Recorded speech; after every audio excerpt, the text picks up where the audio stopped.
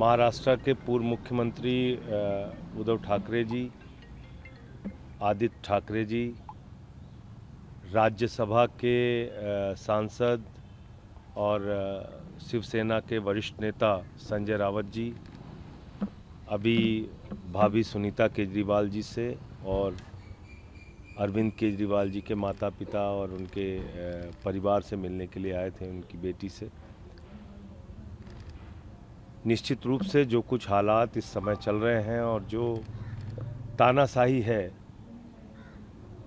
और केजरीवाल साहब के मामले में तो पहली बार ऐसा हुआ भारतीय न्यायपालिका के इतिहास में कि बगैर ऑर्डर की कॉपी के उनकी रिहाई पर रोक लगा दी गई और सीबीआई का नया मामला बना के उनको ज़बरदस्ती जेल में रखा गया। तो इन सारे बिंदुओं पे बातचीत हुई और निश्चित रूप से विपक्ष के खिलाफ ईडी सीबीआई सरकार का एक ऐसा हथियार है जिससे वो हम लोगों की आवाज़ को दबाना चाहते हैं, लेकिन हम सब मिलकर इस सरकार से लड़ेंगे, मोदी शाह की तानाशाही के खिलाफ लड़ेंगे।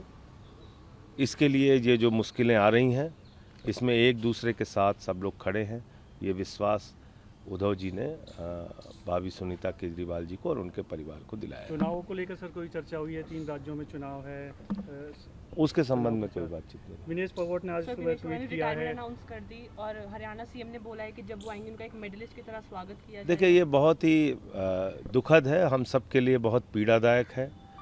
देश की एक ऐसी प्रतिभावान खिलाड़ी जो विदेश की धरती पर गोल्ड मेडल ला सकती थी, उसको साजिश करके और फाइनल के पहले अयोग्य घोषित कर दिया गया।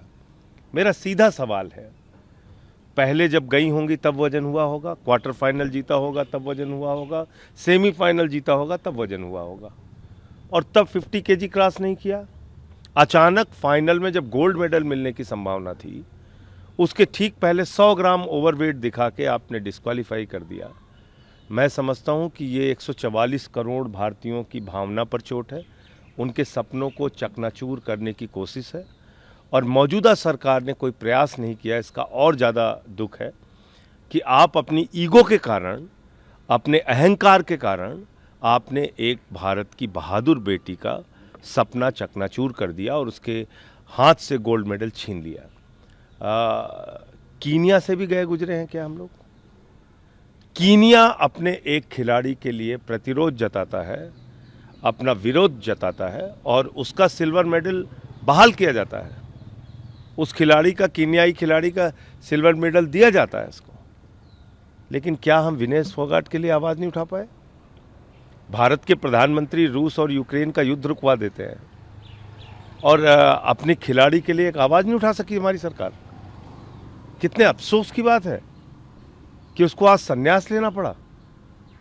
आपने इसी दिल्ली की सड़कों पे विनेश फोगाट को घसीटा, मारा, पीटा, और उसके बावजूद उन प्रताड़नाओं को पार करते हुए वो जाकर आज गोल्ड मेडल पाने जा रही थी, उसके ठीक पहले अयोग्य घोषित हो गई और पूरी की पूरी सरकार मूक दर्शक बन के ये सब कुछ देख रही है। इसलिए मैं कह रहा हूँ, ये गहरी साजिश है विनेश फोगाट के खिलाफ। वो गोल्ड मेडल 100% लेके आती। और मैं प्रधानमंत्री जी के लिए और इस सरकार के लिए सिर्फ एक लाइन कहना चाहूँगा कि एक आंसू भी हुकूमत के लिए खतरा है। तुमने देखा नहीं आंखों का समंदर होना। आप ऐसे मत सोचिए कि विनेश फोगाट के आंसू बेकार जाएंगे। सर, कल आतिशी जी का नाम आया था तिरंगा फैलाने को लेकर, जब अरविंद केजरीवाल ने लेटर जारी किया था। हालांकि उसे लेकर अब एलजी का कहना है कि उनके पास अभी तक कोई लेटर पहुंचा नहीं। तो ठीक है, लेटर जब उनके पास पहुंच जाएगा तब वो जवाब दे देंगे। इसमें कहीं कोई आपत्ति नहीं होनी चाहिए। भारत की आन बान और शान हमारा तिरंगा झंडा फहराने में अगर आतिशी जी उसको फहराएंगी, इसमें किसी को आपत्ति नहीं होनी चाहिए। सर, संसद में एक महत्वपूर्ण बिल आज आने वाला है, वक्फ बोर्ड संशोधन, उस पर पार्टी का रुख क्या है? देखिए, हमारा रुख बहुत साफ है। आपने रेल की ज़मीन अडानी को दे दी, अपने दोस्तों को दे दी। आपने सेल की ज़मीन अडानी को दे दी, अपने दोस्तों को दे दी। एयरपोर्ट की, पोर्ट की ज़मीन आपने अपने दोस्तों को दे दी, अडानी को दे दी। आपने अयोध्या में प्रभु श्री राम की नगरी में सेना की ज़मीन 13,000 एकड़ उठा के अपने दोस्त अडानी और बाकी लोगों को दे दी। तो ये वफ़ की संपत्तियों पर अपने दोस्तों का कब्जा करवाने की कोशिश है। इसके पीछे कोई दूसरी मंशा नहीं है। उनके दोस्तों को ज़मीन कम पड़ती रहती है, तो अपने दोस्तों के लिए प्रधानमंत्री जी और उनकी सरकार ये बिल लेके आई है।